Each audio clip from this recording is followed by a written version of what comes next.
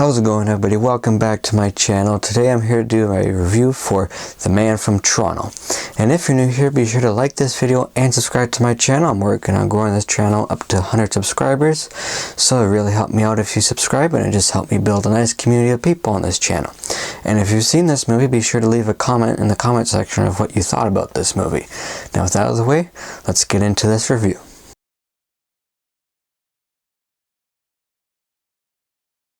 So The Man from Toronto is a new action comedy movie out on Netflix that was directed by Patrick Hughes and stars Kevin Hart and Woody Harrelson. And this movie is not very funny in my opinion. Unfortunately, it's got two really good actors. Kevin Hart is being Kevin Hart and doing his shtick. And usually I find what he does works, but in this movie, just what they were giving him just wasn't very funny.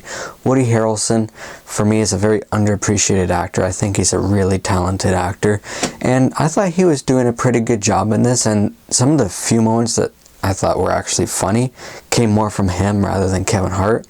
There's a couple moments, one at the very end of the movie and one during this little scene that's during the credits, that I actually thought was quite funny. And it has to do with, I can't remember the name, but there's a, if you see the movie, you'll know what it's about, but it's, what's Deborah, I think, or something like that. I'll just leave it at that, but those two scenes I thought were actually funny, but for the most part, this movie just wasn't funny, and I think, like, Kevin Hart can be, but I just think the material just wasn't there for him.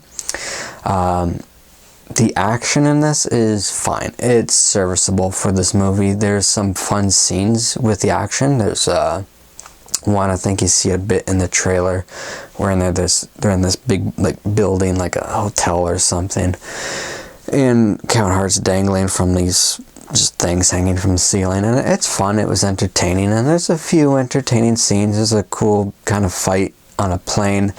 There's a longer fight at the end of the movie, and I enjoyed it. It just felt weird because the way they filmed that action scene was very different from all the other ones. And so it's like, it was good. Like, there's a lot of one shots which I liked, but it was just very different from the other ones, so it felt a little off because of that. But overall, there's not a whole lot I can say about this movie. It's very disposable. Like I said, not really funny, and it's not a buddy cop movie, but it really sticks to that formula. So it doesn't do much new. For me, probably the coolest thing about this movie is I could recognize a lot of the areas that they had filmed in, because it was filmed around Toronto and other areas near Toronto, and I live in that area.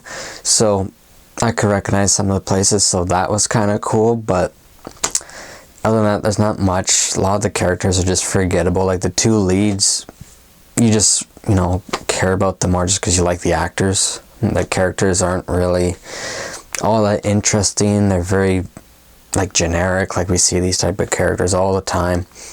And there's some really bad CGI in this movie. Like I mentioned, there was a fight on a plane in the movie, that the fight itself in the plane was pretty decent, but then there's shots taking place outside of the plane, and the CGI is really bad. And there's some other shots where there's explosions and stuff. Yeah, it wasn't really good. So overall, there's not much I can really say about this, because most of the stuff it did was just sort of landed flat. It wasn't great. Nothing particularly terrible other than the CGI, but nothing great that I can really praise. Like, the performers are doing what they can do. No one's really given a bad performance, but none of the characters are memorable. The fights, while serviceable, none of them are memorable.